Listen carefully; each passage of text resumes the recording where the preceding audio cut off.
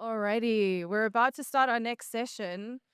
So if you're enjoying the sun, come back into the tent. I know it's cold, but it helps to keep us more awake. So to introduce our next speaker, I'm actually going to hand it over to Kyle Weiss, ex Gitcoin founder, ex CEO of Passport, who is now part of Holonym. Thank you so much, Matilda. All right. Let's see. Let's see how many people are out here we can convince to come in. Is there any microphone out there, like speaker systems out there? No? No audio pointed that way. Okay. All right. So for this crowd, you are in luck. For everyone who's seated, I'm going to give you 100 USDC just for showing up. Pretty good deal, right?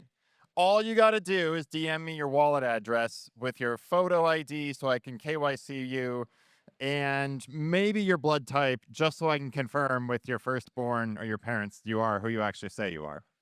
No, I'm just kidding. All right. My name's Kyle. It's really great to see you all. Thank you for coming out. I am now a part of Holonym. Holonym recently acquired Passport, Gitcoin Passport, which we're super excited about. One of the reasons why we're so excited about this is because Passport has had a fair amount of usage thanks to the amazing Gitcoin community, a fair amount of legitimacy built in the way that we actually identify who real humans are. And one of the things that the Holonym team has done a terrific job of is building out a protocol that really bases much of the work on human key generation and identity verification in non-doxing ways. So through the combination of both organizations, we're able to go through and take a lot of the growth and momentum that we seeded inside of Gitcoin with Passport now to the new what's called Human Network. And so I'm really excited to introduce our CEO, Shady. Shady is no stranger both to Schelling Point or to Web3, having been a part of the early DeSci communities and helping bootstrap some of those inside of the Gitcoin grants rounds. Shady now leads Holonym as our CEO. And so without further ado, Shady, would you like to come on stage and talk a little bit more about Holonym? Yeah. Do. Yeah, public goods are good, right? Yeah. Hey guys, really excited to be here today. Good morning, good afternoon to everybody. Thanks for hopping in. Yeah, so let me see if I get a good handle on how all this stuff works. So do I get a clicker perhaps or thank you. Right on. Cool. All right, yeah. So yeah, my name is Shadi. Really excited to be back here at Schelling Point. It's really great to see the movement continuing along how do we solve coordination problems at scale. And today I'm really excited to share some of the new focus areas that we've been pointing Holonym Foundation to that we think will affect the wider, not only Web3 ecosystem, but anybody who really interacts with technology. So, here we have the privilege of being in touch with Promethean Fire, right? Web3 has this financial coordination network tool that allows us to coordinate attention, coordinate people, and pool resources around shared values and impacts. So we think that today the most interesting problems to be solving is not how do we automate our get Uber Eats deliveries or how we make better, let's say, videos based off of ourselves, or let's say aligning AIs to do what we want. I think the most interesting thing to be solving right now is human alignment, or how do we coordinate humans to unlock a future where we flourish together. Key to this is capital. A good idea is nothing without capital. It will suffocate and it will die without capital. So one of the major unlocks that we today have an opportunity to see forth, like today, all right, there's lots of really great primitives being released with Allo Protocol, the evolution of Gitcoin. Even meme coins, I'll say, are an incredible instantiation of this.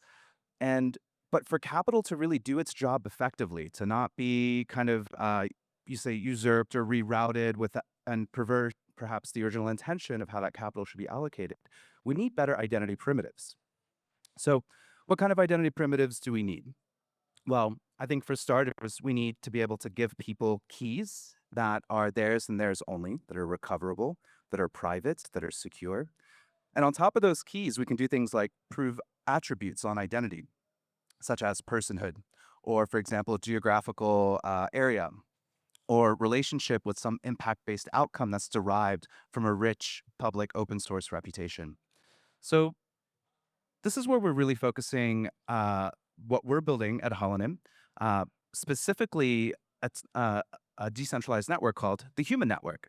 Now, the Human Network's sole function is to provide people with keys so that they can use wallets and produce identity proofs to unlock capital flow. The human network is pretty nifty. It uses something called EigenLayer, which lets us take Ethereum security, restake it on the network, incentivize node infrastructure providers without needing to build our own network or have our own blockchain.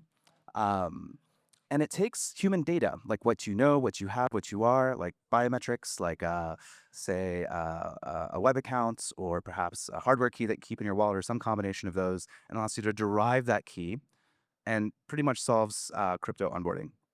So we're thinking about how tools like the human network provide this primitive, this fundamental primitive in Web3 that allows ecosystems to flourish, where builders can think less about onboarding donors or onboarding users and making sure that they can educate them properly on how to interact with the technology. We really see it as one of those foundational primitives that lets us think about bigger problems. And this is what we're focusing on today. So, in Web3, we think, there's a lot of really interesting problems to be solving in DeFi and grants allocations. But what really needs us, the places that really need us the most are outside of Web3. So we're focusing really heavily this year on direct aid as a use case example of unlocking capital flow with Web3 identity primitives. This means being able to give somebody, say in like the global south or sub-Saharan Africa specifically, a wallet, spin up a wallet on demand, and be able to receive direct payments through a permissionless network, whether it's through stablecoins, whether it's through crypto, and to be pretty resistant against adversarial attacks on the network from people that want to game it. And we're taking a lot of the lessons learned from Sybil detection and Web3, and it really is kind of like a playground of of an arms race, a playground of like different arms races all happening at the same time. So we're really excited to roll this out. We're piloting this work right now, and we think that it'll help benefit some of the other conversations that are going on around growing ecosystems to support not just Web3 use cases, but really level up capital coordination infrastructure. So I would like to invite you guys. Um,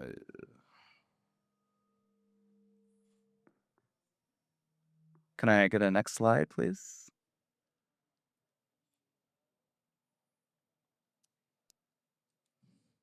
Um, cool.